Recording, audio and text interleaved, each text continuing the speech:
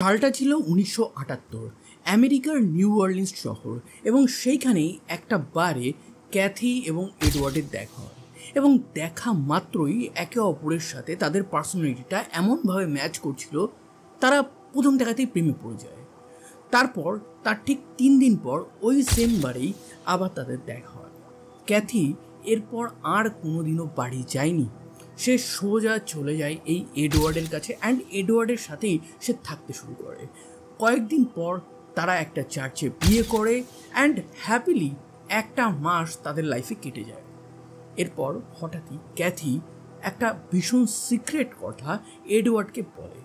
সে বলে যে এডওয়ার্ড, তোমার সাথে বিয়ে হওয়ার ঠিক 4 বছর আগে আমি আমার কন্যা সন্তান, যার নাম আমি দিয়েছিলাম মিরান্ডা, তাকে জন্ম দিয়েছিলাম, কিন্তু আফসোস এটাই আমি তাকে মানুষ করতে পারিনি। এখন যেমন আমি নার্সের জব করছি, কিন্তু সেই সময় আমি নার্সের ট্রেনিং করছিলাম। আমার মা আমাকে অত্যাচার করতো, সে বারবার বলতো যে নিজে কোনো কাজ করো না, এই বাচ্চার খরচা কে তুলবে, তুমি একে অ্যাডপশনে দিয়ে দাও। তো সেই কারণে আমি আমার 9 মাসের মিরান্ডাকে অ্যাডপশনে দিয়ে দিতে বাধ্য হয়েছিলাম। তখন এডওয়ার্ড বলে, ইটস ওকে, কোনো প্রবলেম নেই, তুমি যদি তোমার মেয়েকে আমাদের সাথে রাখতে চাও আমি একদম রাজি আছি, কোনো প্রবলেম নেই। সেই থেকেই ক্যাথি কোথাও না কোথাও মনে মনে চাইতো একদিন এমন একটা টাইম আসবে যে তার হারানো মেয়ে, তার অ্যাডপশনে দেওয়ার মেয়েকে সে নিজের কাছে এনে রাখবে। এবার আমেরিকাতে অ্যাডপশনের একটা ব্যাপার আছে, সেই ব্যাপারটা কিছুটা এইরকম, তখন তুমি তোমার বাচ্চাকে কারোর কাছে অ্যাডপশনে দিয়ে দেবে, সেই ফ্যামিলির নাম নাম্বার কোথায় থাকে, তোমার মেয়ের কোথায় অ্যাডপশন হচ্ছে, কোন রাজ্যে হচ্ছে, কিচ্ছু তুমি জানতে পারবে না। তুমি জাস্ট জানতে পারবে যে তোমার মেয়ের অ্যাডপশন হয়ে গেছে, দ্যাটস ইট। তো ঠিক এই কারণেই ক্যাথি যতই চেষ্টা করুক তার মেয়ের খোঁজ সে কোনোদিনও পায়নি এবং হয়তো সেই পাওয়ার জায়গাটাও ছিল না। কিন্তু ঠিক 32 বছর এই দম্পতির জীবন সুখে কেটে যাওয়ার পর 2010 সালে আসতে চলেছিল একটা বড় ঝড়। 2010 সালের এক সকালবেলা হঠাৎই এই ক্যাথির কাছে একটা লেটার আসে। সেই লেটারটা সে খোলে এবং খুলে দেখে যে একটা অ্যাডপশন এজেন্সি থেকে তার কাছে লেটার এসছে। এবার সে ভাবছে নিশ্চয়ই আমার মেয়ে এতদিনে বড় হয়ে গেছে, সে তার আসল মা বাবাকে খোঁজার জন্যই এই লেটারটা হয়তো অ্যাডপশন এজেন্সির কাছ থেকে আমার কাছে পাঠিয়েছে। কিন্তু যখন সে লেটারটা পড়তে শুরু করে তার রীতিমতন গা হাত পা ঠান্ডা হয়ে যায়। ওই লেটারে এমন কিছু লেখা ছিল যেটা সে এক্সপেক্ট করেনি। সেখানে লেখা ছিল যে আজ থেকে ঠিক 21 বছর আগে 1989-এ একটা ভুট্টা ক্ষেতের পাশে একটা লাশ পাওয়া গেছিল এবং সেই লাশের যে মুখমণ্ডল আছে এবং আপনার মেয়ের যে মুখমণ্ডল আছে সেটা কোথাও না কোথাও কিছুটা হলো পার্শিয়ালি ম্যাচ করছে। তো এই কারণে আমরা চাই আপনার কাছ থেকে ডিএনএ কালেক্ট করে এইটা দেখতে যে সেইটা আপনারই মেয়ে কিনা। এই জিনিসটা পড়ার পর এই ক্যাথি রীতিমতন চমকে যায় যে 21 বছর পর তার কাছে খবর আসছে যে তার মেয়ে হয়তো মারা গেছে বা হারিয়ে গেছে। 1989-এ এই ঘটনাটা ঘটেছে। তো সেই ক্ষেত্রে এতদিন তো লাগার কথা ছিল না। পুলিশ এবং অ্যাডপশন এজেন্সি থেকে লোক এসে তার ডিএনএ নেয় অ্যান্ড ডিএনএ নিয়ে তারা চলে যায়। ততই যা হোক, ক্যাথি একজন মা, তো মায়ের মনে না অনেক রকম চিন্তা হতে থাকে। সে তার হাজব্যান্ড এডওয়ার্ডকে বললে যে আচ্ছা, মিসিং পার্সনের কোনো ফাইল থেকে তুমি আমার মেয়েকে খুঁজে দিতে পারবে? তখন এডওয়ার্ড বলে ঠিক আছে, আমি ট্রাই করছি। দেন এডওয়ার্ড আমেরিকান একটা মিসিং পার্সনদের ওয়েবসাইট আছে, সেই ওয়েবসাইটে গিয়ে যে ডেট অফ বার্থ আছে তার মেয়ের মিরান্ডার, সেইটা দেয়, তারিখ দেয়, প্লেস দেয়, এইভাবে দিয়ে সার্চ করতে করতে বেশ কয়েকটা নাম চলে আসে। অ্যান্ড দেন হঠাৎই এই ক্যাথি বলে যে এই মেয়েটা কিছুটা আমি ইয়ং বয়সে যেমন দেখতে ছিলাম সেই রকম দেখতে। তার ব্যাপারে টোটাল জিনিসটা সে পড়তে থাকে অ্যান্ড পড়তে পড়তে এটুকু বুঝতে পারে যে এটাই তার মেয়ে এবং তাকে যারা দত্তক নিয়েছে তাদের নাম হচ্ছে ব্রেন্ডা এবং ডেনিস বোম্যান এবং তার নতুন নাম দেওয়া হয়েছিল অন্ড্রিয়া বোম্যান। এবং এই অন্ড্রিয়া 1989, তার বয়স যখন 14 বছর, সেই সময় থেকেই সে মিসিং। এই ফ্যামিলি মিশিগানের হ্যামিল্টনে থাকে। এইটুকু তথ্য তার হাজব্যান্ড এডওয়ার্ড জোগাড় করে দিলেও এরপর বাদবাকি তথ্যটা কোনোভাবেই সে আর জোগাড় করতে পারছিল না। ক্যাথি ডিসাইড করে যে ঠিক আছে, এইবার আমি ফেসবুকে একটা পেজ বানাবো, ফাইন্ড অন্ড্রিয়া বোম্যান, দেখি ওইখান থেকে কোনো রেসপন্স আসে কিনা। তার কারণ 14 বছর বয়সে যখন একটা মেয়ে নিখোঁজ হয়ে যায়, তার আর কোনো হদিশ না পাওয়া যায়, নিশ্চয়ই তার কিছু বন্ধু থাকবে। সেই বন্ধুরাও নিশ্চয়ই একজন না একজন তাকে মনে রেখেছে। তারা ফেসবুকে থাকলে নিশ্চয়ই সেখান থেকে তার এই পেজটা খুঁজে পাবে।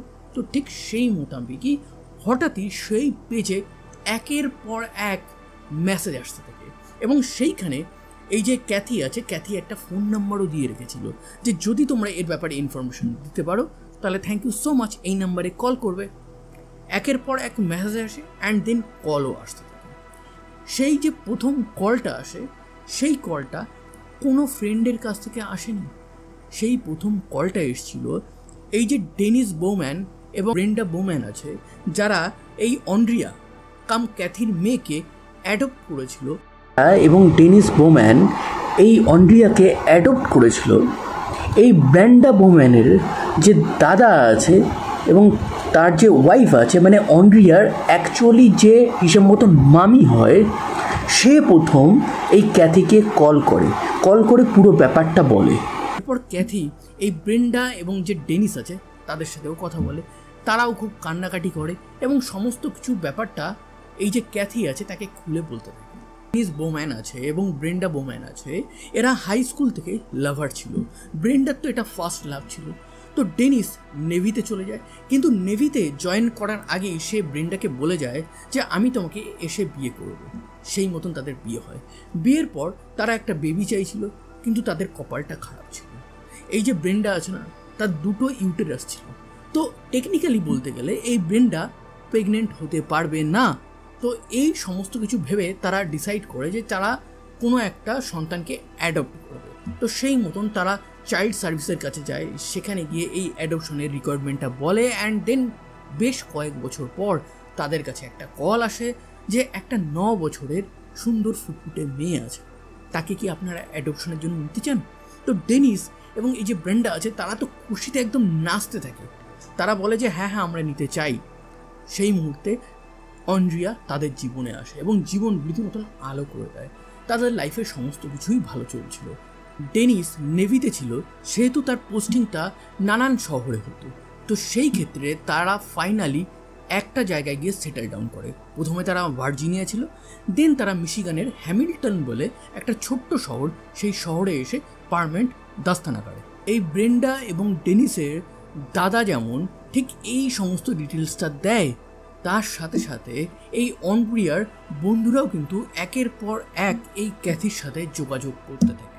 সবার কথায় অন্ড্রিয়া খুবই একটা প্রাণোচ্ছল মেয়ে ছিল, সবসময় হাসি খুশি থাকতো, সে আনন্দ করতে চাইতো, পার্টি করতে চাইতো, জাস্ট লাইক আদার টিনেজার। কিন্তু এই সবের মাঝেই ব্রেন্ডা একদিন তার হাজব্যান্ড ডেনিসকে একটা সুখবর দেয়। সে বলে যে in the last after the 13 years আমি মা হতে চলেছি এবং তুমি বাবা হতে চলেছ। তার মানে কি, তাদের নিজের একটা ঔরসজাত বাচ্চা হতে চলেছিল। তাদের ফ্যামিলিতে এখন ডবল খুশি।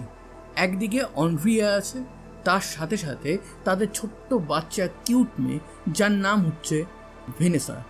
এই দুজন তাদের জীবন আলো করেছে। এই সবের মাঝেই অন্ড্রিয়া কোথাও যেন হারিয়ে যাচ্ছিল। তার বয়স তখন মাত্র 12 কি 13। সেই বয়সে সে নেশা করতে শুরু করেছিল, রাতভর সে বাইরে থাকতো, মা বাবার কথা শুনতো না, মারপিট ঝগড়া আরও অনেক কিছু সে করতে শুরু করেছিল। এই জিনিসটা তার ফ্যামিলির একটা বড় কমপ্লেন ছিল। ব্রেন্ডা বোম্যান মানে তার সৎ মা তাকে নিয়ে কাউন্সেলিং করাতে যেত, যাতে তার মুড ঠিক হয়ে যায়, তার এই আচার আচরণগুলো ঠিক হয়ে যায়। কিন্তু সমস্ত কিছুর পরেও ব্রেন্ডা হার মেনে যাচ্ছিল। তারিখটা ছিল 3 নভেম্বর 1989। এই ব্রেন্ডা এবং ডেনিস দুজনেই কাজ করত। তারা কাজে বেরিয়ে যায় সেই দিন, সাথে তাদের যে ছোট্ট বাচ্চা আছে ভেনেসা তাকেও নিয়ে যায়। এবং এই যে অন্ড্রিয়া আছে তাকে বাড়িতে বলে বাড়ির ছোটোখাটো কাজগুলো কমপ্লিট করে রাখতে, এবং তার সাথে সাথে যে হোমওয়ার্ক আছে স্কুল থেকে সেটাও যেন কমপ্লিট সে করে রাখে। তারা চলে যায়। এরপর ঠিক সন্ধে যখন হয় তখন ডেনিস বাড়িতে আসে, অ্যান্ড বাড়িতে এসে দেখে দরজাটা খোলা। সে দরজাটা আস্তে করে খুলে যখন দেখে যে তাদের যে বেডরুম আছে সেই বেডরুমের দরজা খোলা, ব্যাগপত্র এদিক সেদিক ফেলা। পিগি ব্যাংকটা ভাঙা এবং সেই পিগি ব্যাংক ব্যাগের মধ্যে প্রায় $100 মতন ছিল, সেই $100টাও গায়েব। তারপর অন্ড্রিয়ার ঘরে গিয়ে দেখে যে অন্ড্রিয়াও নেই। অন্ড্রিয়ার একটা পার্পল জ্যাকেট ছিল, সেই জ্যাকেটটাও নেই। তখনই এই ডেনিস বোম্যান বুঝতে পারে যে অন্ড্রিয়া বাড়ি ছেড়ে পালিয়েছে। সেই মুহূর্তে এই ডেনিস বোম্যান পুলিশকে ফোন করে, পুলিশ আসে, পুলিশ তদন্ত করে অ্যান্ড একটা মিসিং কমপ্লেন অ্যান্ড চুরির কমপ্লেন সেটাও ফাইল করে। চুরির কমপ্লেন কিসের? অন্ড্রিয়া যে $100টা নিয়ে গেছিল সেটার কমপ্লেন। এটা পুলিশের নীতিগতভাবে করতেই হয়, তো এটা সেখানে পুলিশ করে। অন্ড্রিয়ার সৎ মা বাবা তারা অন্ড্রিয়াকে খোঁজার জন্য সমস্ত কিছু করেছে। তারা এমনও দিন গেছে অফিসে না গিয়ে তারা 500 কিলোমিটার ড্রাইভ করেছে তাদের বাচ্চাকে খোঁজার জন্য। ইভেন অন্যের গাড়ি নিয়েও এই অন্ড্রিয়াকে তারা খুঁজতে গেছে, যাতে অন্ড্রিয়া দূর থেকে তাদের গাড়ি চিনতে পেরে লুকিয়ে না পড়ে। কিন্তু এত কিছুর পরেও তারা হেরে যায় এবং তারা রীতিমতন মেন্টালি ভেঙে যায়। 21 বছর হয়ে গেছে অন্ড্রিয়া মিসিং। অন্ড্রিয়ার ব্যাপারে আর কেউ খোঁজখবর নেয় না। তার আসল মা তো জানেই না সে কোথায়। উল্টো দিকে তার যে সৎ মা বাবা আছে তারা খুঁজে খুঁজে ক্লান্ত হয়ে গেছে। তারাও আস্তে আস্তে নিজেদের লাইফে ব্যস্ত হয়ে গেছে, কিন্তু অন্ড্রিয়াকে তারা ভোলেনি। এর মাঝেই 2009 সালে একটা শখের ডিটেকটিভ, সে অ্যাকচুয়ালি অ্যাকাউন্টেন্ট কিন্তু শখের ডিটেকটিভও, সে অনেক ক্ষেত্রেই অনেক মিসিং পার্সনের ব্যাপারে ইনভেস্টিগেট করে পুলিশকে সেই মিসিং পার্সনের ডেড বডি বার করা বা তাকে খুঁজে বার করা এই সমস্ত কিছুতে করেছে। তার নাম হচ্ছে কার্ল এবং সে থাকে হচ্ছে ক্যালিফোর্নিয়া। এই যে ঘটনাটা আমি এতক্ষণ ধরে বললাম না, যে নিউ অর্লিন্স, মিশিগান, ভার্জিনিয়া এইগুলো এবং এই যে ক্যালিফোর্নিয়া আছে, এই জায়গার মধ্যে ডিস্টেন্স প্রায় 2500 কিলোমিটার। তো এত দূর থেকে হলেও এই কার্ল যখন মিসিং কমপ্লেনগুলো নিয়ে বেশ ভালো করে তদন্ত করছিল, তখন সে একটা ছবি পায় এবং সেই ছবিটা দেখে ভাবে যে এই মেয়েটা কবে মারা গেছে। সেটার রিপোর্ট পায় 1989 এবং কোথায় মারা গেছে? সে মারা গেছে মিশিগান। এবার সে একটা ডেটাবেস বানায় এবং সেই ডেটাবেসে প্রায় 20,000 মিসিং মানুষের ডেটা ছিল। সেই সমস্ত কিছুর মধ্যে খুঁজতে খুঁজতে সে যখন ঠিক তারিখটা দেয় যে 1989 জন্ম হয়েছে এবং তারপর সে মিসিং হয়েছে বা মারা গেছে তার কোনো খোঁজ নেই, তখন একটা ফটো চলে আসে এবং সেই ফটো এবং যে ডেড বডির ফটোটা তার কাছে এসেছিল, এই দুটো জিনিসের যখন সে একটা খালি চোখে দেখে না, তখন তার মনে হয় যে এরা দুজন এক হলেও হতে পারে। তারপর একটা ওয়েবসাইটে গিয়ে তারা ফেশিয়াল যে রেকগনিশন আছে ওয়েবসাইট দিয়ে সেটা ম্যাচ করায়। ম্যাচ করানোর পরে দেখে যে পার্শিয়ালি ম্যাচ করেছে। তখন এই কার্ল পুলিশ ডিপার্টমেন্টকে জানায় যে 1989 মিশিগান থেকে মিসিং হয়েছিল এমন একটা মেয়ে যার লাশটা 1999 সালে একটা ভুট্টা খেতে পাওয়া গেছিল। মোস্ট প্রবাবলি তার নাম হচ্ছে অন্ড্রিয়া বোম্যান। তো এই ক্ষেত্রে পুলিশ তখন অন্ড্রিয়া বোম্যানের যে অ্যাকচুয়াল মা আছে, যার নাম হচ্ছে ক্যাথি, তাকে ফোন করে, তাকে লেটার দেয় এবং তার কাছ থেকে ডিএনএটা নিয়ে আসে। এইবার আপনার কি মনে হচ্ছে যে অন্ড্রিয়া বোম্যানের নিখোঁজের রহস্য এত সহজে মিটে যাবে? না। ঠিক 2010-9 এই ঘটনাগুলো যখন ঘটছিল তার ঠিক 3 বছর পর ডিএনএর রিপোর্ট আসে অ্যান্ড সেই রিপোর্টে বলা হয় 1999 সালে ভুট্টা ক্ষেতের পাশে যে লাশটা পাওয়া গেছিল, যেটাকে সবাই মনে করছিল হয়তো এটা অন্ড্রিয়া বোম্যানের লাশ, যখন তার মায়ের সাথে ডিএনএটা ম্যাচ করা হয় এটা ম্যাচ করে না। তার মানে ওই লাশটা অন্ড্রিয়া বোম্যানের না। তো এই ক্ষেত্রে ক্যাথির মনে সেই কোশ্চেনটা আবার জাগে। সে তো আবার জিরোতে চলে আসলো যে তাহলে আমার মেয়ে কোথায়?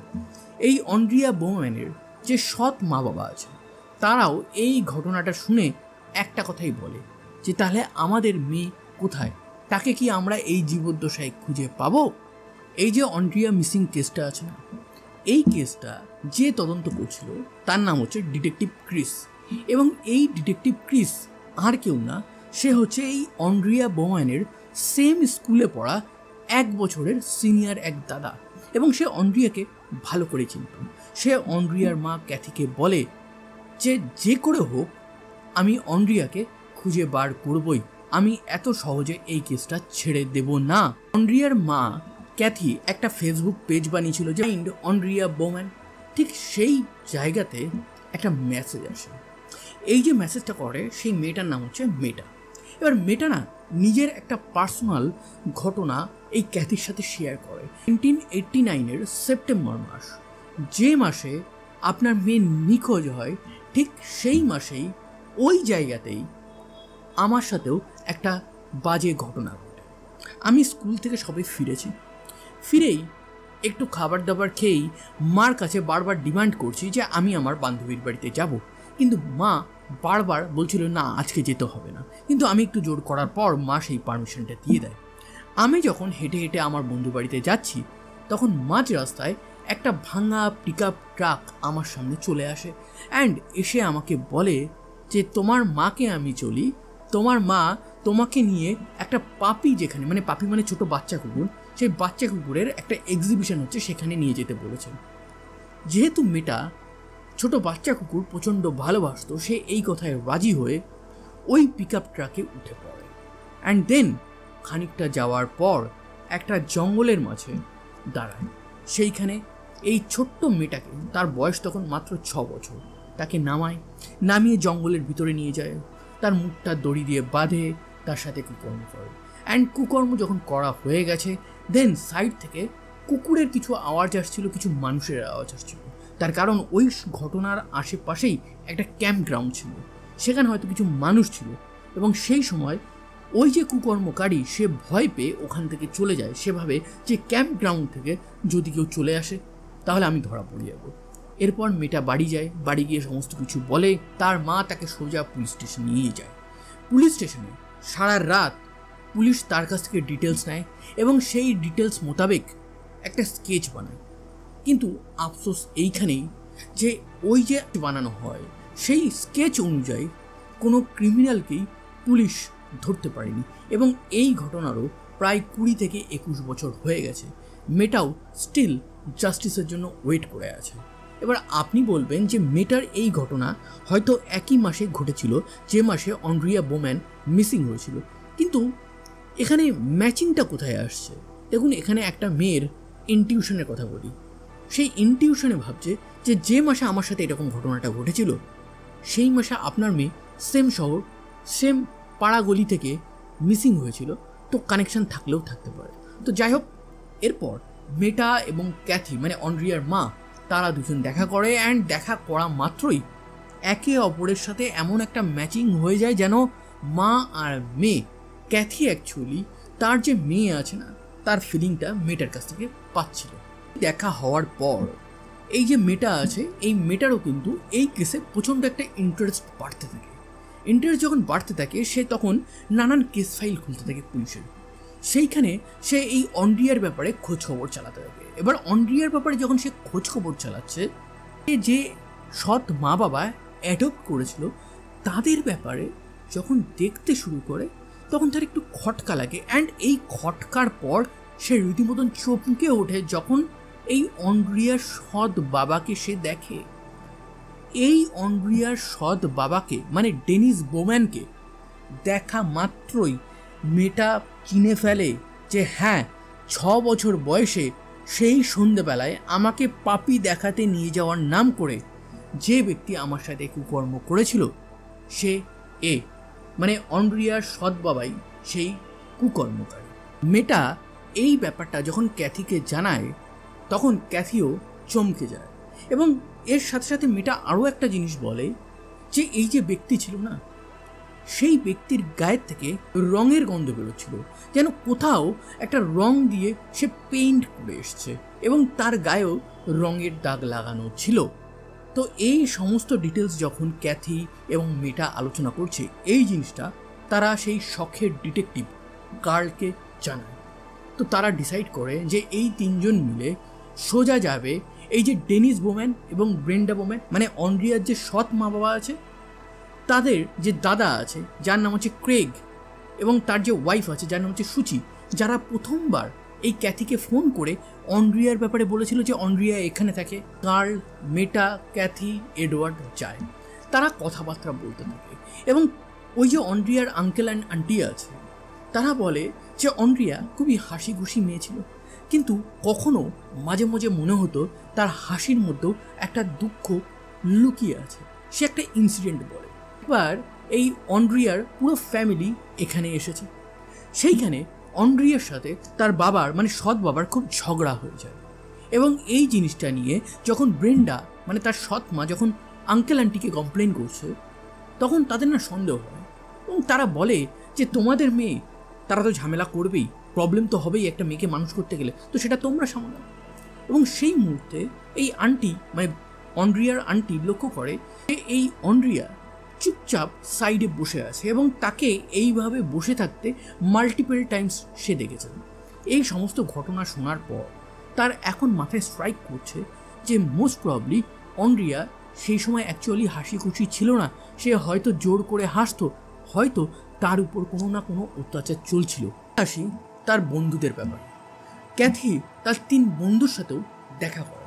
এর মধ্যে এক বন্ধু ছিল যার নাম হচ্ছে মিশেল। এই মিশেলকে এই অন্ড্রিয়া এমন একটা সিক্রেট বলেছিল যেটা পাবলিকলিও এসেছিল, সেটা নিয়ে তদন্তও হয়েছিল, কিন্তু এরপর এই সমস্ত কিছুর উপর জল ঢেলে দেওয়া হয়। একদিন অন্ড্রিয়া তার বান্ধবী মিশেলের বাড়িতে আসে। সে ওইখানে 4 দিন থাকে এবং এই 4 দিনের মাথায় সে একদিন বলে যে তার বাবা মানে তার সৎ বাবা তার সাথে কুকর্ম করে, সে এটা আর সহ্য করতে পারছে না এবং সেই ভয়েই সে তার বাড়িতে এসেছে। তারপর তারা স্কুলে যায়। স্কুলে গিয়ে স্কুলের যে প্রিন্সিপাল আছে তাকে কমপ্লেইন করে, অ্যান্ড কমপ্লেইনের পর এই যে অন্ড্রিয়ার সৎ মা বাবা আছে তাদেরকে ডাকা হয়, তাদেরকে বলা হয় এই ব্যাপারে। কিন্তু কি না কি একটা হয়, অন্ড্রিয়া পরের দিন এসে এই কুকর্মের কমপ্লেইনটা সোজা তুলে নেয়, বলে যে সে রেগে গেছিল, এই কারণে এইরকম একটা কথা বলেছে।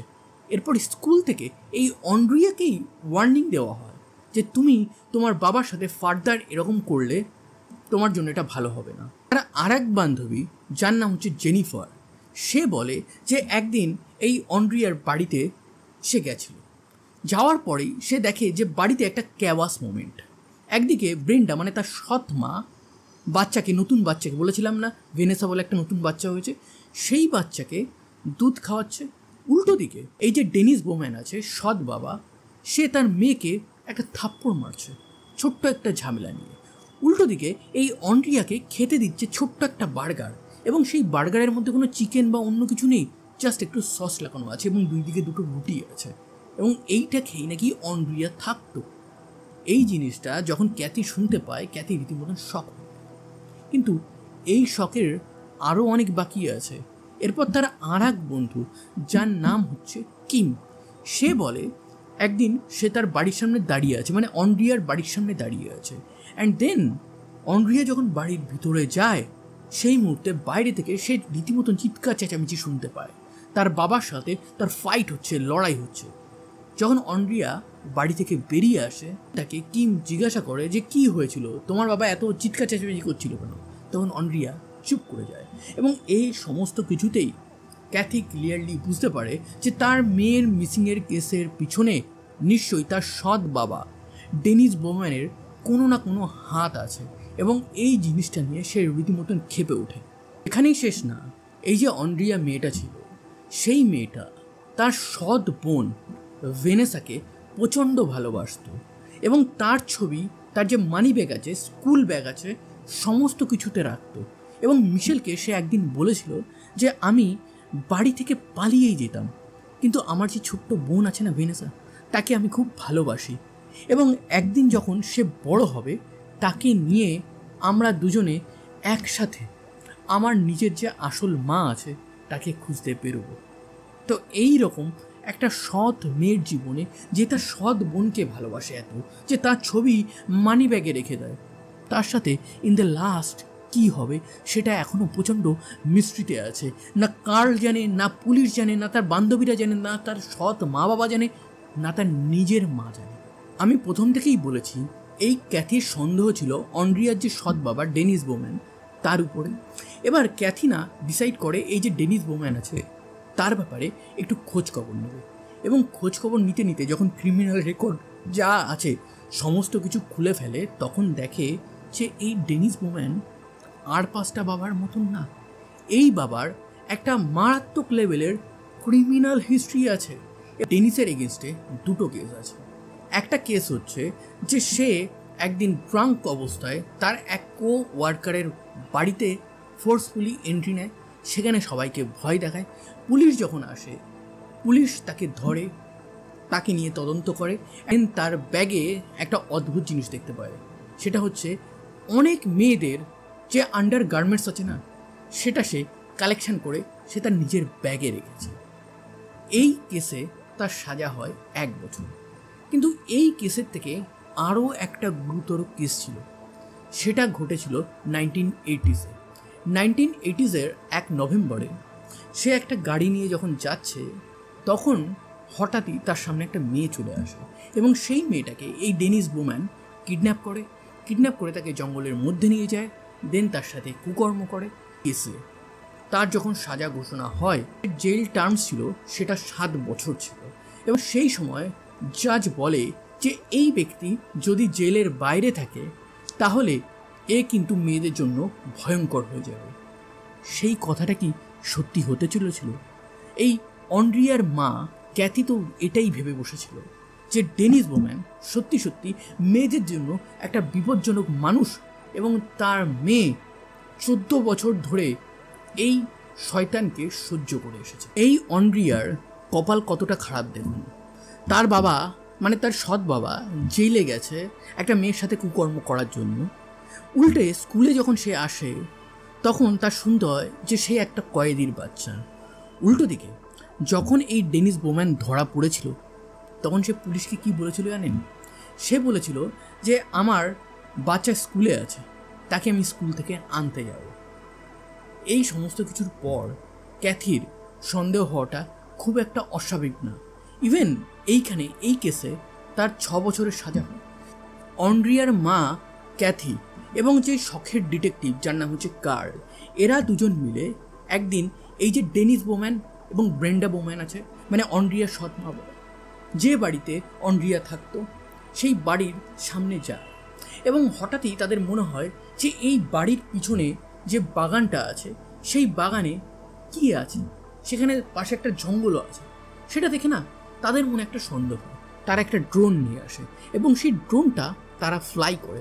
দেন ফ্লাই করার পর বাড়ির পিছনে যে বড় একটা জায়গা ছিল সেইখানে কিছু ধরা পড়ে। এবং এই জিনিসটা দেখে অন্ড্রিয়ার যে নিজের মা আছে যার নাম হচ্ছে ক্যাথি, সে বলে যে এই বাড়ির পিছনেই আমার মেয়েকে পুঁতে রাখা হয়েছে। সে এক্স্যাক্টলি একটা লোকেশনও দেখিয়ে দেয়। সে দেখায় যে এই যে একটা সিমেন্টের ব্লক আছে, এই ব্লকের কাছাকাছি কোথাও আমার মেয়ে আছে এবং এইটা আমার গাট ফিলিং বলছে আমার মেয়ে আর বেঁচে নেই। এই ক্যাথি কন্টিনিউয়াস গুগল আর্থ দিয়ে একটা অ্যাপ হয়, একটা ওয়েবসাইট হয়, সেখানে আপনি বাড়ির ডিটেলস, মানে সমস্ত কিছু ডিটেলস দেখতে পাবেন। এবার বাংলাদেশ আর ভারতে এই ডিটেলসটা খুব একটা বেশি দেখা যায় না। আমেরিকা বা ইউরোপে তো দেখতে পাবেন যে একদম লাইভ দেখতে পাবেন, যে 1 ঘন্টা আগে সেই বাড়িটা, একদম বাড়ির ছাদটা কীরকম, ছাদের উপর কেউ দাঁড়িয়ে থাকলে সেগুলো দেখতে পাবেন। তো সেই রকম একটা গুগল আর্থ 2010 থেকে এই ক্যাথি কিন্তু ফলো করছিল। 2010 থেকে ওই যে জায়গাটার কথা বলেছিল না, সিমেন্টের স্ল্যাব আছে, ওইখানে আমার মেয়ে আছে, সেই জায়গাটা না কন্টিনিউয়াস কোনো না কোনো চেঞ্জ হতেই থাকে। এই কথাটা শুনে কার্ল খুব একটা বিশ্বাসই করেন। সে বলে এটা হতেই পারে না, কেউ খুন করে তার নিজের মেয়েকে তার বাড়ির পিছনে পুঁতে রাখবে, এই ক্ষেত্রে ধরা পড়ার চান্স খুব বেশি। এই জিনিসটা যখন বোঝায়, সে বলে যে ক্যাথি দেখো, এই বোম্যানদের যে বাড়ি আছে না, সেই বাড়ির ঠিক পাশেই একটা বড় জঙ্গল আছে। আমার তো মনে হয় যদি ভাগ্য খারাপ থাকে অন্ড্রিয়া যদি আর বেঁচে না থাকে, তাহলে অন্ড্রিয়ার লাশটা আমরা এই জঙ্গলেই পাবো। এবং এই জিনিসটা নিয়ে তাদের মধ্যে একটা ডিসকাশন চলে।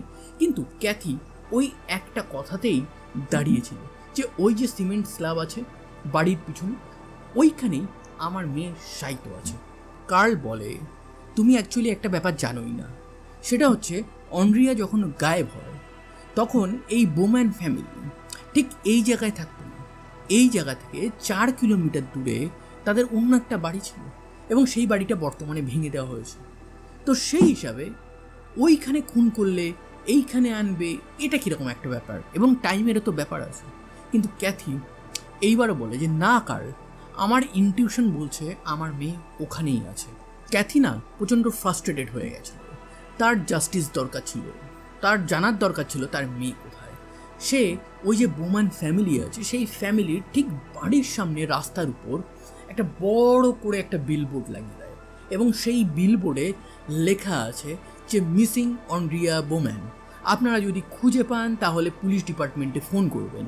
এবং এরপর কন্টিনিউয়াস এই বোম্যান ফ্যামিলির যে ল্যান্ডলাইন নাম্বার আছে, ফোন নাম্বার আছে, টেলিগ্রাম নাম্বার আছে, সমস্ত জায়গায় এই যে ক্যাথি আছে সে রীতিমতন ফোন করে একটাই কোশ্চেন জিজ্ঞাসা করছে, আমার মেয়ে কোথায় সেটার উত্তর দাও। এবং এতে বিরক্ত হয়ে রীতিমতন তারা চিৎকার চেঁচামেচি করতে থাকে। তারা পুলিশকে ফোন করে বলে যে এই ক্যাথি যদি না থামে, ক্যাথি যদি আমাদেরকে বারবার ফোন না করা থামায়, ক্যাথি যদি আমাদের গালিগালাজ না দেওয়া থামায়, তাহলে কিন্তু ওর এগেনস্টে আমরা মানহানির মামলাটা করব। তো সেই মোতাবেক পুলিশ এসে এই ক্যাথিকে বোঝায় যে ক্যাথি এইভাবে আমরা কিছু পাবো না। এই সমস্ত ঝামেলা যখন চলছে তখন একদিন সন্ধেবেলা হঠাৎই মেয়েটা সে ক্যাথিকে ফোন করে অ্যান্ড বলে যে ওই বেটা ডেনিস বোম্যান সে অ্যারেস্ট হয়ে গেছে, অন্ড্রিয়া নিখোঁজ কেসে সে অ্যারেস্ট হয়ে গেছে। অ্যান্ড তারা রীতিমতন খুশি হয়েছে অ্যান্ড ইন দ্য লাস্ট তারা হয়তো অন্ড্রিয়া কোথায় আছে সেটা জানতে পারবে। তারপর তারা সেখানে যায়। চারি বাড়িটা পুলিশে ঘিরে আছে। এই ডেনিসকে অ্যারেস্ট করে থানায় নিয়ে যাওয়া হয়। অ্যান্ড থানায় গিয়ে যখন তাকে ইন্টারোগেশন রুমে বসানো হয় তখন উল্টো দিকে এই ক্যাথি জানতে পারে যে এইটা অ্যাকচুয়ালি তার মেয়ের কেসের জন্য তাকে তোলাই হয়নি, তাকে তোলা হয়েছে অন্য একটা কেসে। এবং ইন্টারোগেশন রুমে ডিটেকটিভের সামনে বসে আছে ডেনিস বোম্যান। তাকে ডিটেকটিভ বলছে যে এতদিন ধরে আপনি তো আমার জন্যই ওয়েট করছিলেন, তো আমি চলে এসেছি। আমার নাম হচ্ছে ডিটেকটিভ স্মিথ এবং আপনাকে অ্যারেস্ট করা হচ্ছে ভার্জিনিয়াতে একটা ফাইটার পাইলটের ওয়াইফকে কুকর্ম এবং তারপর তাকে মেরে ফেলার জন্য। এইটা শুনে রীতিমতন এই ডেনিস বোম্যান চমকে যায়। তার কাছে কোনো উত্তরই ছিল না। কিন্তু সেই ভার্জিনিয়াতে সেই যে পাইলটের ওয়াইফকে সে মেরেছে এটা কি আদৌ সত্যি, না জাস্ট একটা অ্যালিগেশন, যেমন অ্যালিগেশন ক্যাথি তার উপর লাগাচ্ছিল? চলুন একটা নতুন চ্যাপ্টারের ওপেনিং করা যায়। এবার যে ঘটনাটা বলবো সেটা মেটা অন্ড্রিয়ার থেকে সরে সোজা চলে যাবে ক্যাথলিনের ব্যাপারে। ক্যাথলিনের বাবা নেভিতে ছিল, একজন উচ্চ পদস্থ আমেরিকান সোলজার ছিল। তাদের লাইফে কোনো কিছুর অভাব ছিল না। ক্যাথলিন একদিকে রাইটার ছিল এবং তার মনে মনে একটা ইচ্ছা ছিল যে সারা পৃথিবীতে সে ঘুরে বেড়াবে। তার একজনের সাথে প্রেম হয়, সে একজন ফাইটার পাইলট। কাজের জন্য সে নানান জায়গায় নানান দেশে সে ঘুরে বেড়ায়। বেশিরভাগ সময়ই তার কাজটা থাকতো আমেরিকার যে এয়ারক্রাফট ক্যারিয়ার আছে তার উপর যেসব প্লেন থাকে সেইগুলোকে ওড়ানো। তো সেই ক্ষেত্রে সেই রকমই একদিন এক ডিউটিতে তার হাজব্যান্ড বেরিয়ে যায়। ক্যাথলিন বাড়িতে একা, তার সাথে আছে তার একটা ফেভারিট বিড়াল। এবং একদিন সন্ধ্যেবেলায় তার বন্ধু ভিভিয়ান তার বাড়িতে আসে। তারা দুজনে মিলে 2 গ্লাস ওয়াইন পান করে এবং তারা অনেক গল্প করে, হাসি মজা করে। দেন ভিভিয়ান সেই বাড়ি থেকে চলে যায়। পরের দিন যখন ভিভিয়ান তাকে কল করছে সে ফোন ধরছে না। তারপরের দিন ভিভিয়ান যখন তাকে কল করছে আবার, তখনও ক্যাথলিন কিন্তু ফোন ধরছে না। ভিভিয়ানের মনে একটা চিন্তা হয় যে ক্যাথলিন কেন ফোন ধরছে না। সেই সময় ভিভিয়ান তার হাজব্যান্ডকে কল করে বলে যে যাও তো ক্যাথলিনের বাড়িতে গিয়ে একবার দেখে আসো যে ক্যাথলিন কোথায়, কেন ফোন ধরছে না। যখন ভিভিয়ানের হাজব্যান্ড সেইখানে যায়, সেইখানে গিয়ে দেখে যে ক্যাথলিনের যে বাড়ি আছে সেটার দরজা খোলা আছে, নিউজ পেপার সামনেই পড়ে আছে। সে আস্তে করে ঘরে দেখে ঘরের সমস্ত কিছু এলোমেলো। যখন বেডরুমের দিকে যায় তখন দেখে যে একটা টেবিলের উপর 2টো ওয়াইনের গ্লাস পড়ে আছে যেটা ভিভিয়ান এবং ক্যাথলিন খেয়েছিল। তারপর যখন রুমে ঢোকে তখন দেখে বিছানার উপর পড়ে আছে ক্যাথলিন। তার শরীরে একটাও কাপড় নেই, চারিদিকে রক্তারক্তি হয়ে গেছে। সে একটা ফাইটও করেছিল এটা বোঝা যাচ্ছে, কিন্তু কেউ বা কারা তাকে হয়তো মেরে ফেলেছে। আসে বডিটাকে রিকভার করে, ময়না তদন্তের জন্য পাঠিয়ে দেয়। শকিং কিছু খবর আসে, সেইটা হচ্ছে কি তার সাথে কুকর্ম করা হয়েছে, তাকে মারা হয়েছে ছুরি মেরে। উল্টো দিকে এইটুকুতে সে ক্ষান্ত হয়নি, তার সাথে তো ফাইট হয়েছে। ইভেন তার গায়ে যে সিগার আছে না, সেই সিগারের ছ্যাঁকা দেওয়া হয়েছে, মানে সোজা কথায় বুঝে নিন যে সিগারেটের ছ্যাঁকা দেওয়া হয়েছে। তো তাকে রীতিমতন তড়পিয়ে মারা হয়েছে। এই ক্ষেত্রে ক্যাথরিনের হাজব্যান্ডের যত বন্ধু যারা ডিউটিতে যায়নি, এই ক্যাথরিনের যত প্রতিবেশী এবং বন্ধু ছিল, তাদের সবাইকে ডেকে তদন্ত করা হয়। কিন্তু এই ক্ষেত্রে কোনো কিছুতেই কোনো রিপোর্টই আসেনি। পুলিশ এই কেসটা আনসলভই ছেড়ে দেয়। এই কেসটা এবার চলে আসে ডিটেকটিভ স্মিথের কাছে। ডিটেকটিভ স্মিথ যখন এই আনসলভড কেসটাকে রিভিজিট করছে, তখন সেই মুহূর্তে না সে একটা জিনিস দেখতে পায় যে যত এভিডেন্স ক্যাথরিনের রুম থেকে পাওয়া গেছিল, তার মধ্যে একটা ক্রুশিয়াল এভিডেন্স তাদের কাছে আছে এবং সেটার উপর খুব করে ফোকাস করা হয়নি। সেইটা হচ্ছে বেড কভারের উপর বীর্যের দাগ। এবং এই বীর্যের দাগ ক্যাথরিনের হাজব্যান্ডের হবে না, তার কারণ সে প্রায় 1 মাস আগেই সোজা চলে গেছিল তার ডিউটিতে। তার মানে কি, নিশ্চয়ই এইটা হয়তো তার ক্রিমিনালের হতে পারে। এছাড়া কোনো ফিঙ্গারপ্রিন্ট তো ওই বাড়িতে পাওয়াই যায়নি। ডিটেকটিভ স্মিথ এই যে বীর্যটা আছে সেটাকে ডিএনএ টেস্টিংয়ের জন্য পাঠিয়ে দেয়। ডিএনএ টেস্টিং করে এখানে 31 জনের নাম আসে, যাদের হয় ফ্যামিলি মেম্বার, নয়তো সেই ব্যক্তি, নয়তো ডিস্টেন্স রিলেটিভ। মানে একটা ডিএনএ কি হয়, ধরুন ডিএনএ আছে, তো এবার আমার ডিএনএ এবং আমার কাকার ছেলের ডিএনএ, আমার পিসির মেয়ের পিসির ছেলের ডিএনএ, আমাদের কিন্তু একটা পার্সেন্টেজ অফ ডিএনএ সেম থাকবে। তার কারণ আমাদের যে ফ্যামিলি আছে সেই ফ্যামিলিতে দাদু দিদা, ঠাকুমা দাদু এরা তো এক। তো সেই ক্ষেত্রে যে ম্যাচিং হয় এতে একটা ফ্যামিলি ট্রি বানানো। তো সেই রকমই একটা ফ্যামিলি ট্রি বানিয়ে 31 জন সাসপেক্টের নাম এই ডিটেকটিভ স্মিথের কাছে আসে। কিন্তু ডিটেকটিভ স্মিথ ভাবছে যে আরে ভাই, এই 31 জনকে খুঁজে তারা যদি পারমিশন দেয়, তাদের মুখের থেকে সোয়াব নিয়ে তাদের ডিএনএ টেস্ট করাতে গেলে আমার তো 20 বছর লেগে যাবে। ততদিনে হয়তো ক্রিমিনাল মরেই যাবে, তো জাস্টিস তো ছেড়েই দিন। ডিটেকটিভ স্মিথ একটা জিনিস ভাবে যে এই 31 জনের মধ্যে কিছু নামকে না ছেটে ফেলাই ভালো। তো সে না ওই যে ক্রিমিনাল রেকর্ড আছে, সেই ক্রিমিনাল রেকর্ডগুলো দেখতে থাকে। দেখতে দেখতে যখন 31 নাম্বার নামে আসে, সেইখানে যে নামটা ছিল তার নাম হচ্ছে ডেনিস বোম্যান। এবং এই ডেনিস বোম্যানের একটা ক্রিমিনাল হিস্ট্রি আছে, যেই ব্যাপারে আমি আগেই বলেছি। এই ডেনিস বোম্যান হচ্ছে অ্যাকচুয়ালি অন্ড্রিয়ার সৎ বাবা। তো সৎ বাবার যে ক্রাইম আছে সেগুলো তো আপনারা কম বেশি জেনেছেন। এবং অন্ড্রিয়ার মিসিং কেসেও একটা সাসপেক্ট হিসেবে কিন্তু এই ডেনিস বোম্যান আছে। তো সেই ক্ষেত্রে সে ভাবে যে আচ্ছা, তাহলে একজনকে আমি সাসপেক্ট পেয়েছি। এর কয়েকদিন পরেই সে একটা মিটিংয়ে যায় এবং সেই মিটিংয়ে মিশিগান থেকে এক পুলিশ অফিসার আসে।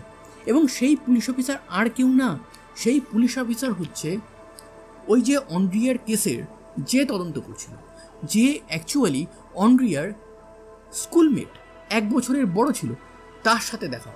যখন ডিটেকটিভ স্মিথ পুরো ব্যাপারটা বলে, তখন সেই ডিটেকটিভ বলে যে আমি ওই কেসে তদন্ত করছি, অ্যান্ড আমার মনে হয় ক্যাথরিনের খুনের ব্যাপারে এই ডেনিস বোম্যান ক্রিমিনাল হলেও হতে পারে। এই ডেনিসের প্রচুর ক্রিমিনাল রেকর্ড আছে এবং তার লুকোনো ক্রাইম কতগুলো আছে সেটা তো আমরা এখনও আইডেন্টিফাই করতে পারিনি। তো তুমি এর থেকে সিমেন্ট নিয়ে তুমি চেক করে দেখো। এবার সিমেন্ট তো ডাইরেক্ট চাওয়া যাবে না। তো সেই ক্ষেত্রে ওই অন্ড্রিয়ার পুলিশ বন্ধু হেল্প করে। সে কীভাবে হেল্প করে, যেহেতু এই যে ডেনিস বোম্যানের ফ্যামিলি আছে এবং তার সাথে ক্যাথির ঝগড়া হয়েছিল, ক্যাথি বারবার ফোন করে করে তাদেরকে ডিস্টার্ব করতো এবং তাদের মিউচুয়ালের জন্য ডাকার পর এই যে ডেনিস বোম্যান আছে তাকে কফি খেতে দেয়, সবাইকেই কফি খেতে দেয়। তো ডেনিস বোম্যান কথা বলতে বলতে ওই কফিটা যখন খাচ্ছে, তখন সেই কফির কাপটা যখন তারা চলে যায়, সেটা ডিএনএ এভিডেন্সের জন্য পাঠিয়ে দেওয়া হয়। পাঠিয়ে দিলেই হবে না, ডিএনএ ম্যাচ করলেও সব হবে না। এর সাথে সাথে এই ডিটেকটিভ স্মিথকে আর একটা জিনিস প্রমাণ করতে হবে, সেটা হচ্ছে ডেনিস বোম্যান আছে, যখন এই ক্রাইমটা হয়েছিল তখন ডেনিস বোম্যান ভার্জিনিয়াতে ক্যাথরিনের বাড়ির কাছাকাছি ছিল। সেই দুটো জিনিস যদি প্রমাণ করতে পারে, তাহলে ক্যাথরিনের কেসে ডেনিস বোম্যান 100% জেলে যাবেই যাবে। এই মিশিগান আর ভার্জিনিয়ার মধ্যে দূরত্ব হচ্ছে প্রায় 1000 কিমি। তো সেই ক্ষেত্রে কি করে এটা পসিবল? তো এই সমস্ত ব্যাপারে ডিটেকটিভ স্মিথ পৃষ্ঠার পর পৃষ্ঠা ঘাটতে এই যে ডেনিস বোম্যান আছে না, সেই ডেনিস বোম্যানের কোর্টের যে অ্যাপিয়ারিংয়ের পেজ আছে সেইগুলো পড়তে থাকে। পড়তে পড়তে একটা জায়গায় দেখতে পায় 80-তে নভেম্বর মাসে যখন ক্যাথলিন খুন হয় তখন এই ডেনিস বোম্যান অ্যাকচুয়ালি ওইখানেই ছিল। কি করেছিল? যখন কোর্টে তার সাজা হয়েছিল, সাজার মাঝে সে প্যারোল পেয়েছিল এবং সেই প্যারোলের সময় 1980-র কথা বলছি, সেই সময় সে ভার্জিনিয়াতে নেভির ডিউটি করতে গেছিল এবং সেই মোমেন্টেই কিন্তু ক্যাথলিনের সাথে কুকর্ম এবং এই ঘটনাটা ঘটেছিল। তো তার মানে প্রথম প্রমাণ যে মিশিগান এবং ভার্জিনিয়ার যে ডিস্টেন্স আছে সেই ডিস্টেন্সটা এখন 0-তে এসেছে। এখানে বোঝা যাচ্ছে যে সে অ্যাকচুয়ালি মিশিগানে ছিল না, সে সেই সময় নেভির ডিউটি করার জন্য ভার্জিনিয়াতেই ছিল। উল্টো দিকে ডিএনএর রেজাল্টটা আসা বাকি ছিল। 2 মাস পর যখন ডিএনএর রিপোর্টটা আসে তখন ডিটেকটিভ স্মিথ একটুও চমকায়নি, তার কারণ সে জানতো যে এই ডিএনএ প্রোফাইলটা ম্যাচ করবে 100%। ইয়েস, ক্যাথলিনের খুন আর কেউ করেনি, করেছে হচ্ছে ডেনিস বোম্যান। ডেনিস বোম্যানকে যখন এই সমস্ত ব্যাপারে বলা হয়, তাকে বলা হয় যে তুমি ফেসে গেছো ক্যাথলিনের ব্যাপারে, তখন সে না মানতেই চায় না। সে নানান রকম তাল বাহানা করছে, বাচ্চাদের মতন করছে। এইসব ডিটেকটিভ স্মিথ দেখছিল। দেখতে দেখতে তার সাথে কথা বলতে বলতে তার সাথে ফ্রেন্ডলি হয়ে যায়। দেন এই ডেনিস বোম্যান বলতে শুরু করে। বলতে বলতে সে বলে তখন সে নেভির ডিউটিতে ছিল, তার বাড়ির কথা খুব মনে পড়ছিল, সে ওখানে কাজ করতেই চাইছিল না। যখন 1.5 সপ্তাহ হয়েছে, আরও প্রায় 3-4 দিন বাকি আছে তার ডিউটিটা পুরো কমপ্লিট করতে, তখন সে এক রাতে ওইখানের এক বারে যায়। বারে গিয়ে প্রচুর ড্রিঙ্ক করে রাস্তা থেকে হাঁটতে থাকে। সে হঠাৎই একটা বাড়ি দেখতে পায় এবং সেই বাড়ির দরজাটা হালকা ওপেনও দেখতে পায়। সে ভাবে ভিতরে হয়তো অনেক পয়সা কড়ি থাকতে পারে, তো সে একটু যদি হাত মারতে পারে। তো সেই রকমই সে ভিতরে যায় অ্যান্ড ভিতরে গিয়ে দেখতে দেখতেই সে কিছু জিনিসপত্র তার কাছে রাখে এবং সেই মুহূর্তে ক্যাথলিন তাকে দেখে ফেলে। ক্যাথলিন দেখে তাকে চিৎকার করতে থাকে, সে তার ক্যাথলিন তাকে ঠেলে ফেলে দেয়। সেই মুহূর্তে তার হাতে একটা ছোট্ট ছুরি ছিল এবং সেই ছুরিটা ক্যাথলিনের জাস্ট বুকের পাশে লেগে যায়। তার রক্ত বেরোচ্ছিল, কিন্তু সেই মুহূর্তেও ক্যাথলিন চিৎকার করছিল। সেই মুহূর্তে ডেনিস বোম্যান বলে যে লেডি, আমি এখান থেকে বেরিয়ে যাচ্ছি, তুমি চিৎকার করো না। এই ছিল ঘটনা। কিন্তু ডিটেকটিভ স্মিথ পুরো ব্যাপারটাই তো জানে। তাকে কতবার মারা হয়েছে, তাকে সামনে যেমন ছুরি মারা হয়েছে, তাকে পিছনেও ছুরি মারা হয়েছে। কিন্তু এইখানে এই ডেনিস বোম্যান তো জাস্ট একবার ছুরি মারার কথা বলছে। তো সেই ক্ষেত্রে তার মানে ডেনিস বোম্যান 100% মিথ্যে কথা বলছে। এই ইন্টারোগেশন রুমে ডেনিস বোম্যানের মুড চেঞ্জ হয়ে যায়। এইবার সে একটা অদ্ভুত থিওরি বা অদ্ভুত গল্প শোনাতে থাকে এবং সে খুব ভালো স্টোরি টেলার। এই গল্পটা শুনে আপনি বুঝতে পারবেন। সে হঠাৎ করে না একটা পেজ নেয়, পেজ নিয়ে না নানান আঁকি বুকি আঁকতে থাকে। সে বলে যে আমার মাথায় চাপবো, এবং সেই ছবিটা যখন ডিটেকটিভ স্মিথ দেখছে তখন দেখছে সেটা একটা শয়তান টাইপের, মাথার উপরে এরকম টানা আছে। সে হয় না শয়তানের যে ছবিগুলো হয়, শয়তান ভর করেছিল। সে আমাকে খুন করতে বলেছিল, সেই কারণে আমি ক্যাথলিনকে মেরেছি এবং সেই শয়তান নাকি এখনও আমার মধ্যে মাঝে মাঝে আসে, কিন্তু আমার উপর তাকে আমি চাপতে দিই না, আমি নিজেকে কন্ট্রোল করে রাখি। ডিটেকটিভ স্মিথ সমস্ত নাটকটাই বুঝতে পারছিল এবং সেই নাটকটা সে দেখছিল এবং সে চাচ্ছিল যে যতটা পারুক সে রেকর্ড করে নিক, যাতে কোর্টে এভিডেন্স হিসাবে সে এই সমস্ত ডিটেলসগুলো তুলে রাখতে পারে এবং এই ডেনিস বোম্যানের ভালো মতন সাজা যেন হয়। ক্ষেত্রে বা এই কেসে সবথেকে অবাক হওয়ার পার্টটা এইবার আসবে। সেটা কি জানেন? যে যার হাজব্যান্ড ডেনিস বোম্যান এতগুলো কেসে যুক্ত, এত অপরাধ করেছে, তাও আবার ফিমেল রিলেটেড, তার ওয়াইফ ব্রেন্ডা, সে নিজেও একটা ফিমেল নিশ্চয়, সে কিন্তু তার হাজব্যান্ডকে 200% সাপোর্ট করছে। সে রীতিমতন বলছে যে আমার হাজব্যান্ড এইরকম কোনো ক্রাইম করেনি, তাকে ফাঁসানো হচ্ছে এবং কোর্টে প্রত্যেকটা ট্রায়ালে সে যাচ্ছে।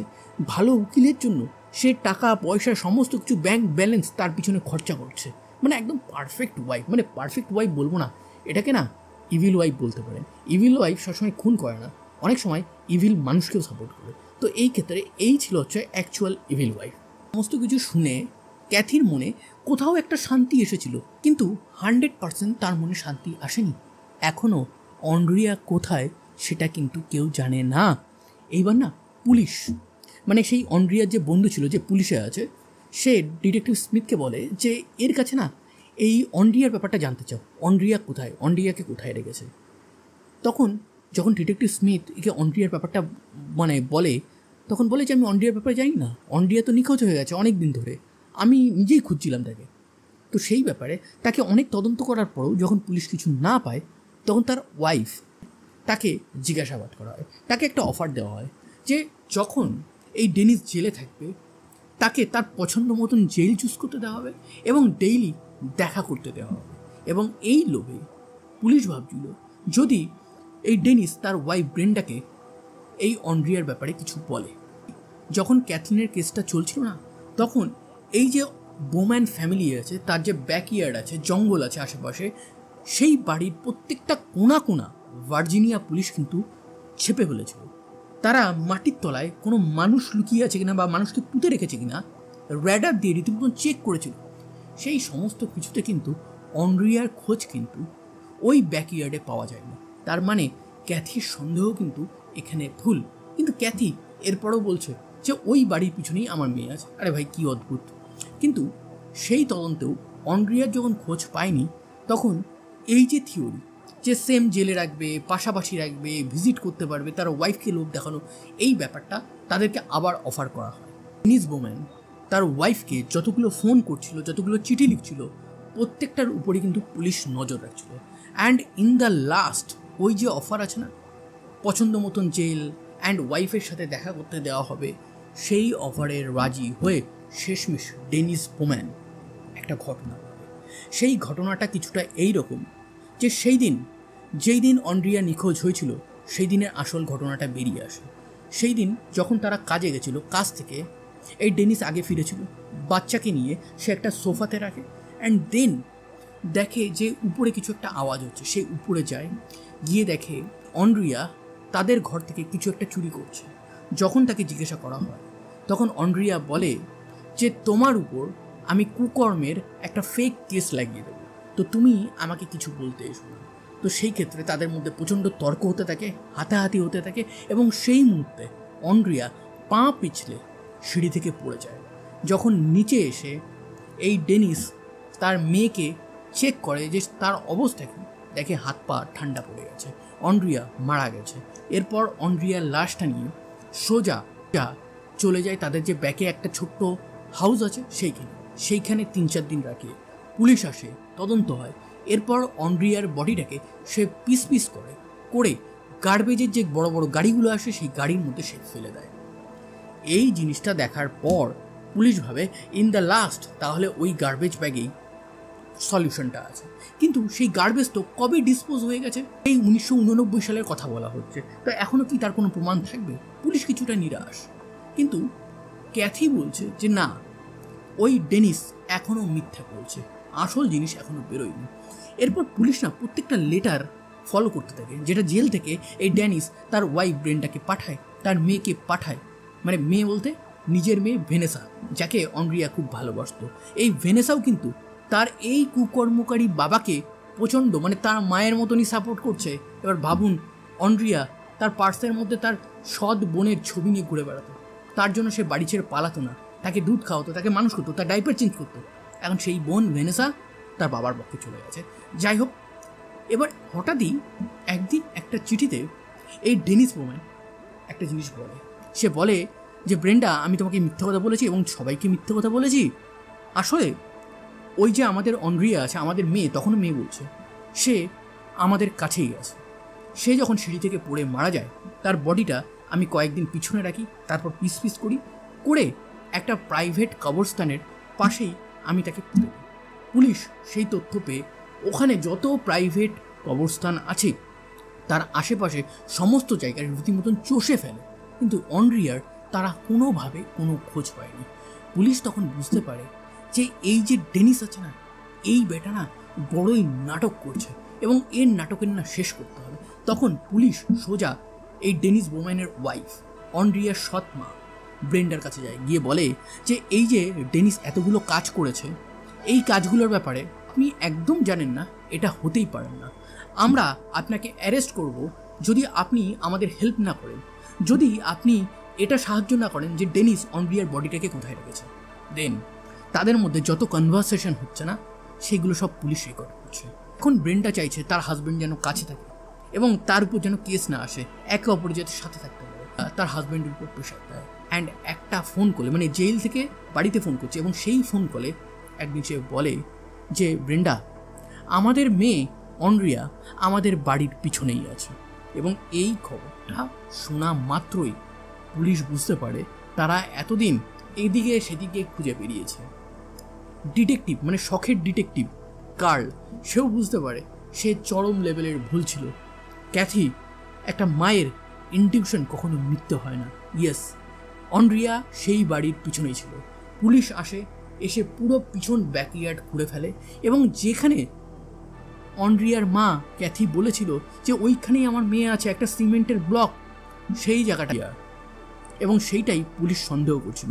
সেখানে একটা ক্যান পাওয়া যায়, একটা ড্রিঙ্কের ক্যান পাওয়া যায়, এবং সেই ক্যানটা 1989-এর ছিল। তো পুলিশ এখানে কিছুটা হোক কনফার্ম হয়ে যায় যে মোস্ট প্রবাবলি এটা অন্ড্রিয়ার বডিই হবে। এরপর ডিএনএ টেস্টিংয়ের জন্য পাঠানো হয়, এবং ক্যাথির সাথে এই ডিএনএটা 100% ম্যাচ করে যায়।